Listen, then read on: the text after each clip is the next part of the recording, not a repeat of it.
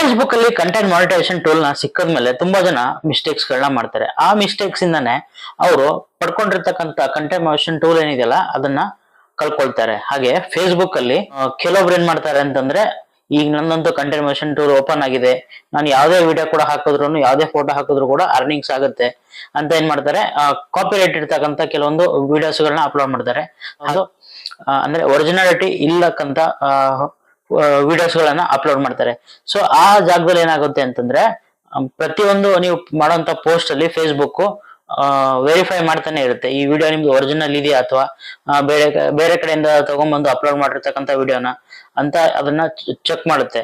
ಆ ನಂತರ ನಿಮ್ಗೆ ಅದರಲ್ಲಿ ಅರ್ನಿಂಗ್ಸ್ ನ ತೋರಿಸುತ್ತೆ, ನಿಮ್ಗೆ ಅರ್ನಿಂಗ್ಸ್ ನ ಕೊಡುತ್ತೆ. ಆಡ್ಸ್ ಆನ್ ರೀಲ್ಸ್ ಅಂತ ಇರುತ್ತಲ್ಲ, ಸೊ ಈ ಆಡ್ಸ್ ಆನ್ ರೀಲ್ಸ್ ಅಂತಂದ್ರೆ ಮುಂಚೆ ಸಪರೇಟ್ ಆಗಿ ಸಿಗೋದು ನಿಮ್ಗೆ ಆಡ್ಸ್ ಆನ್ ರೀಲ್ಸ್, ಹಾಗೆ ಬೋನಸ್, ಹಾಗೆ ಕೆಲವೊಂದು ಕಂಟೆಂಟ್ ಮಾನಿಟೈಸೇಷನ್ ಟೂಲ್ ಇದೆಯಲ್ಲ ಮುಂಚೆ ಸಪರೇಟ್ ಆಗಿ ಸಿಗೋದು. ಈಗ ಏನ್ ಮಾಡಿದೆ ಅಂತಂದ್ರೆ ಮೆಟಾ ಪೂರ್ತಿ ಎಲ್ಲಾನು ಒಂದೇ ಒಂದು ಆಪ್ಷನ್ ಅಲ್ಲಿ ಈ ಕಂಟೆಂಟ್ ಮಾನಿಟೈಸೇಷನ್ ಟೂಲ್ ಅನ್ನೋ ಆಪ್ಷನ್ ಅಲ್ಲಿ ಇನ್ಕ್ಲೂಡ್ ಮಾಡಿದೆ. ಸೊ ನಿಮ್ಗೆ ಟೆಕ್ಸ್ಟ್ ಇಂದ ಆಗಿರ್ಬೋದು ಅಥವಾ ರೀಲ್ಸ್ ಇಂದ ಆಗಿರ್ಬೋದು, ಎಕ್ಸ್ಟ್ರಾ ಬೋನಸ್ ಆಗಿರ್ಬೋದು, ಹಾಗೆ ನಿಮ್ಗೆ ಕಂಟೆಂಟ್ ಇಂದ ಅಂದ್ರೆ ಹಾಕೋ ಫೋಟೋಸ್ ಆಗೋ ವಿಡಿಯೋಸ್ಗಳ ಮೇಲೆ ನಿಮ್ಗೆ ಅರ್ನಿಂಗ್ಸ್ ಇರ್ತಲ್ಲ, ಅದು ಒಂದೇ ಒಂದು ಟೂಲ್ ಅಲ್ಲಿ ನಿಮ್ಗೆ ಸಿಕ್ಕಿರ್ತಕ್ಕಂಥದ್ದು. ಇದು ಒಂದು ತುಂಬಾನೇ ಹೆಲ್ಪ್ಫುಲ್ ಕಂಟೆಂಟ್ ಕ್ರಿಯೇಟ್ ಮಾಡೋರಿಗೆ, ಕಾಂಟೆಂಟ್ ಕ್ರಿಯೇಟರ್ಸ್ ಗಳಿಗೆ.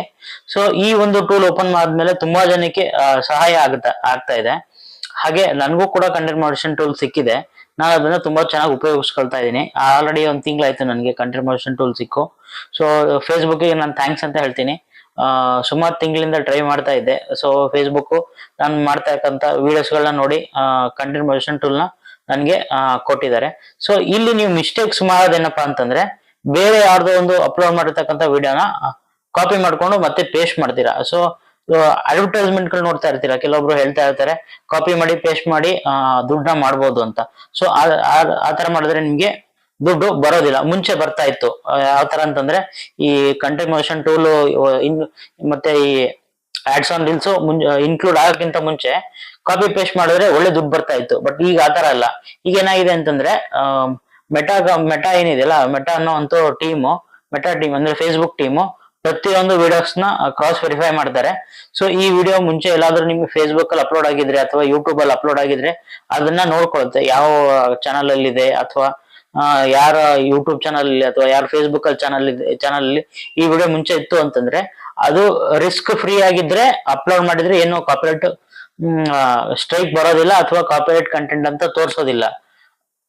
ಅದು ಕಾಪಿರೈಟ್ ಫ್ರೀ ಆಗಿದ್ರೆ, ಅಥವಾ ಓನರ್ ಕೆಲವೊಂದು ಕಂಟೆಂಟ್ ಓನರ್ ಏನ್ ಮಾಡಿರ್ತಾರೆ, ಅವ್ರ ರೈಟ್ಸ್ ನ ಅವ್ರು ಇಟ್ಕೊಂಡಿರ್ತಾರೆ.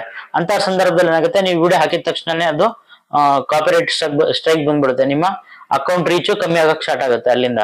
ಸೊ ಆ ರೀತಿ ಕೆಲವೊಂದು ಮಿಸ್ಟೇಕ್ಸ್ ಗಳನ್ನ ಮಾಡೋದ್ರಿಂದ ನಿಮ್ಮ ಅಕೌಂಟ್ ಏನಿದೆಯಲ್ಲ ಕಂಟೆಂಟ್ ಮಾನಿಟೈಸೇಷನ್ ಆಪ್ಷನ್ ಅದನ್ನ ನೀವು ಕಳ್ಕೊಳ್ತೀರಾ. ಹಾಗೆ ನೀವು ಅಪ್ಲೋಡ್ ಮಾಡ್ಬೇಕಾದ್ರೆ ವಿಡಿಯೋಸ್ಗಳಲ್ಲಿ ಯಾವ್ದೋ ಒಂದು ಯೂಟ್ಯೂಬ್ ಚಾನಲ್ ಲೋಗೋ ಆಗಿರ್ಬೋದು ಅಥವಾ ಇನ್ನೊಂದು ಪೇಜ್ಗಳಿರುತ್ತೆ ಅಥವಾ ಪ್ರೊಫೈಲ್ ಇರುತ್ತಲ್ಲ, ಆ ತರದ್ದು ಕಂಟೆಂಟ್ ಲೋಗೋ ಇರುತ್ತೆ.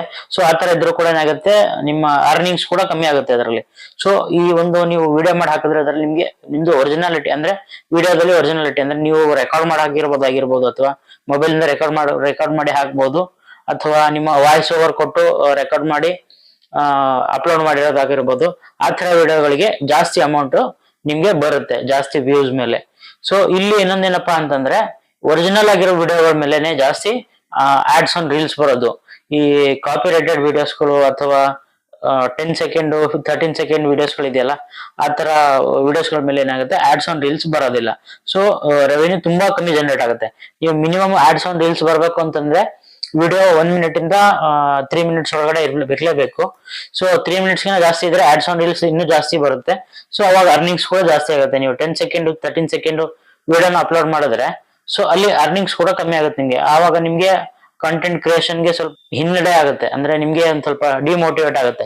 ಅದೇ ತರ ಇನ್ನೊಂದು ವಿಷಯ ಏನಪ್ಪಾ ಅಂತಂದ್ರೆ, ನೀವು ಫೋಟೋಸ್ಗಳು ಒಳ್ಳೆ ಕಂಟೆಂಟ್ ಇರುವಂತ ಫೋಟೋಸ್ಗಳು ಕೂಡ ಅಪ್ಲೋಡ್ ಮಾಡಿದ್ರೆ ಅಲ್ಲೂ ಕೂಡ ಒಳ್ಳೆಯಾದಂತ ಉತ್ತಮವಾದಂತ ಅರ್ನಿಂಗ್ಸ್ ಕೂಡ ಆಗುತ್ತೆ. ನಿಮ್ಮ ಫೋಟೋಸ್ ಅಲ್ಲಿ ಯಾವ ತರ ಅರ್ನಿಂಗ್ಸ್ ಆಗುತ್ತೆ ಅಂದ್ರೆ, ಇಂಟರಾಕ್ಷನ್ಸ್ ಅಂದ್ರೆ ಕಮೆಂಟ್ಸ್ ಆಗಿರ್ಬೋದು, ಲೈಕ್ಸ್ ಆಗಿರ್ಬೋದು, ಶೇರ್ ಆಗಿರ್ಬೋದು, ಹಾಗೆ ಸೇವ್ ಕೂಡ ಮಾಡ್ಕೊಳ್ತಾರೆ ಕೆಲವೊಂದು ಫೋಟೋಸ್ಗಳು, ಅದು ಆತರ ಆಗಿರ್ಬೋದು. ಸೊ ಆತರ ಯಾವಾಗ ನಿಮ್ಗೆ ಇಂಟರಾಕ್ಷನ್ ಜಾಸ್ತಿ ಆಗುತ್ತೋ ಆ ಟೈಮಲ್ಲಿ ನಿಮ್ಗೆ ಫೇಸ್ಬುಕ್ ಫೋಟೋದಲ್ಲಿ ಒಳ್ಳೆ ರೆವಿನ್ಯೂ ಜನರೇಟ್ ಮಾಡ್ಬೋದು. ಸೊ ಈ ವಿಡಿಯೋ ನಿಮ್ಗೆ ಇಷ್ಟ ಆಗಿತ್ತು ಅಂತಂದ್ರೆ ದಯವಿಟ್ಟು ಆದಷ್ಟು ಜನಕ್ಕೆ ಶೇರ್ ಮಾಡಿ, ಚಾನಲ್ನ ಸಬ್ಸ್ಕ್ರೈಬ್ ಮಾಡಿ, ಫೇಸ್ಬುಕ್ ಅಲ್ಲಿ ನೋಡ್ತಾ ಇದ್ರೆ ಫಾಲೋ ಮಾಡಿ. Thank you.